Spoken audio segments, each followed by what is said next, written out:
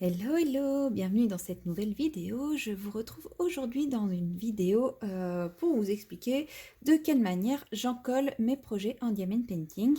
Donc là, vous pouvez reconnaître les sous-verts que j'ai réalisés, les sous-verts super-héros que j'ai reçus en partenariat avec la boutique Gutfeld, que j'ai fini de réaliser et que je compte offrir pour Noël à mon beau-frère qui est fan de super-héros. J'ai collé les disques de liège également et comme j'ai envie qu'ils servent là à l'heure actuelle, si jamais ils les utilisaient pour poser des verres et que du liquide tombait, ça les abîmerait complètement. Et comme on peut voir, je ne sais pas si vous allez voir par exemple, mais certains diamants ont tendance à popper un petit peu parce que la pose était assez serrée, les diamants étaient assez gros et par endroits ça manquait un peu d'espace.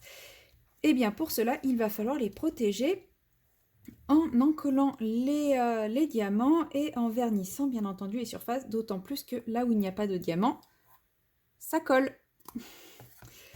Donc ça va attraper toutes les poussières, toutes les saletés, donc ça ne serait pas utilisable. Je prévois de vous faire une vidéo à l'avenir qui vous présentera différentes méthodes pour encoller vos projets d'épée.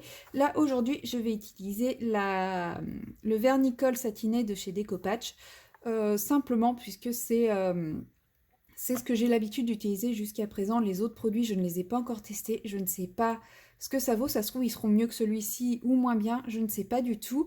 Mais là, j'ai quand même envie de partir sur quelque chose que je connais, de ne pas faire des essais. L'idée étant quand même qu'ils puissent les utiliser, que si du liquide se renverse, bah, ça ne soit pas gâché pour autant. Donc ce produit-là, je sais qu'une fois sec, ça sera imperméable. Excusez-moi, j'ai un peu de mal à parler. J'ai toujours ma grippe qui traîne.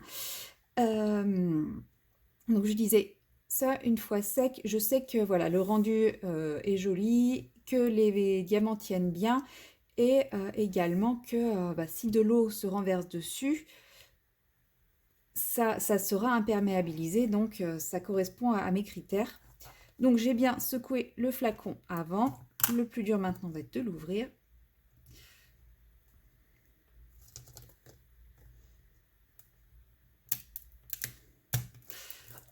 C'est un vernicole que j'ai depuis très très longtemps. Je m'en servais pour d'autres loisirs créatifs avant de faire du diamond painting. Voilà. Donc, j'ai fait tomber 2 grosses gouttes de colle. Ce n'est absolument pas grave. La technique, comme vous voyez, mon flacon est bien entamé pour le moment et c'est un produit qui est assez liquide. Donc là, j'ai pris un pinceau fin, à poil souple et plutôt large. Habituellement, j'en utilise un peu plus petit, mais là, je ne l'ai pas retrouvé. Donc, vous voyez, c'est assez liquide. Donc là, je vois qu'il y a une peau qui s'est formée. Bon, en même temps, mon produit est vieux. Mais c'est quelque chose qui est assez liquide. Donc, j'en prends une certaine quantité sur mon pinceau et j'applique généreusement. Donc là, ça fait une belle pâte blanche. C'est le but, en fait, ça va être de combler tous les interstices entre les diamants. Donc bien faire ça sur quelque chose qui ne craint pas, hein. C'est pour ça que j'ai pris mon sous-main de chez Action. Parce que comme ça, si je dépasse, ce ne sera pas un problème. Et je badigeonne généreusement toute ma surface. En fait, toutes les parties creuses vont devenir blanches. Et en séchant, ça va redevenir transparent.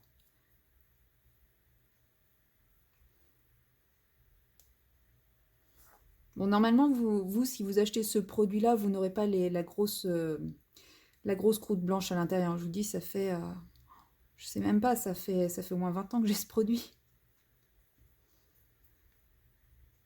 Mais maintenant, pour justement encoller mes sujets en DP. J'ai fait une toile pour mon neveu, enfin une petite toile. C'était un petit cadre pour mon neveu, et mon neveu étant un peu brise-fer, j'ai encollé avec ça. Il n'a jamais réussi à enlever un seul diamant, hein. Pourtant, dès qu'il l'a eu, ça a été sa première idée, ça a été d'essayer de voir s'il pouvait décoller les diamants. Donc, les diamants ont tenu, donc c'est pour vous dire, ça reste solide, hein. Une utilisation normale, ça résistera très bien aussi. Et ça résiste donc aux petites mains des enfants qui vont essayer forcément de décoller les diamants. Donc voilà, là j'ai quasiment encollé mon premier support. On a juste là à faire. Donc là, quand on voit ça comme ça, on se dit que ça reprendra jamais sa couleur et sa forme initiale. Pas de problème, je vous montrerai à la fin le résultat final. Là, je vais mettre celui-ci de côté et continuer sur les suivants. Donc, je prends généreusement du produit et je badigeonne et je badigeonne. Voilà, je pense que je vais vous faire la suite en accéléré, hein, parce que bon, vous aurez bien compris le principe. Il existe plein d'autres méthodes avec d'autres produits, certains qui nécessitent de faire des mélanges et autres. Moi, j'avoue que celui-ci est un petit peu cher, mais il a l'avantage d'être très simple d'utilisation, comme vous pouvez le voir. Il est tout prêt, il y a juste à badigeonner. Mais c'est vrai que voilà, il a un certain coût. Quand j'en aurai plus, justement, je vais tester les autres produits que j'ai et faire des comparatifs. Et quand j'en aurai plus, il est possible que je passe sur un autre produit, mais hop. Un petit poil de chat.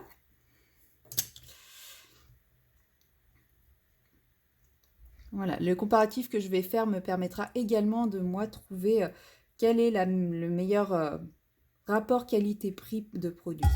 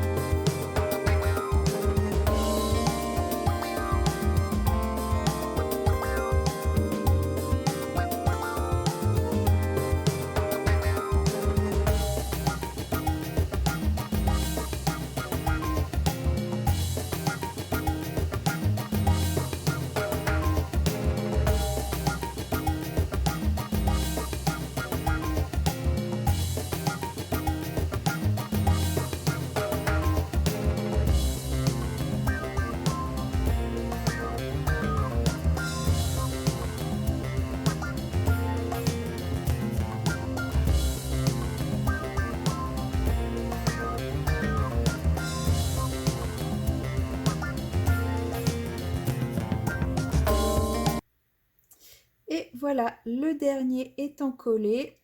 On commence à voir la différence entre le dernier encollé qui est bien blanc et le tout premier. Je referme avant que ça sèche trop. Le dernier encollé qui est bien blanc et le tout premier où les diamants commencent à réapparaître tranquillement. Et je vous retrouve tout à l'heure. Là, je vais bien tout laisser sécher. Et je vous retrouve tout à l'heure, une fois que ce sera sec. Là, ma mission va être d'empêcher les chats d'aller sur mon bureau. À tout à l'heure.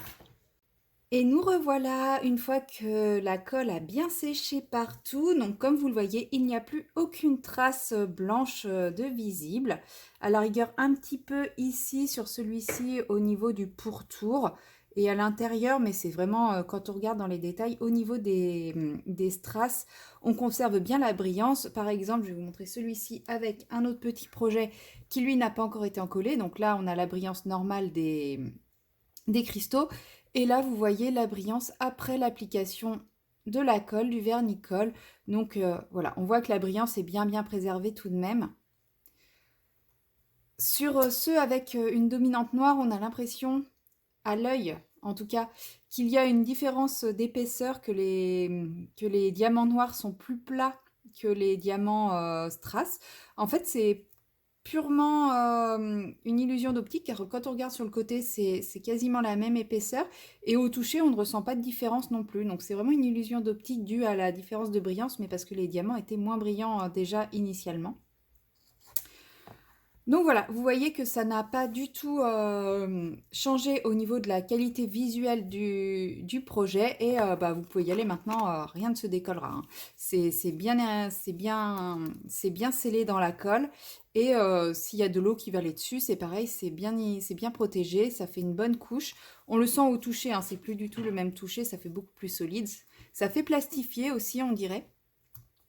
Mais maintenant, je sais qu'il peut l'utiliser sans aucune crainte, sans aucun problème. Voilà, je tenais à vous montrer le résultat final. Moi, je vais pouvoir ranger tout ça et emballer tout ça. Je vous dis à très bientôt dans une nouvelle vidéo. Bye bye!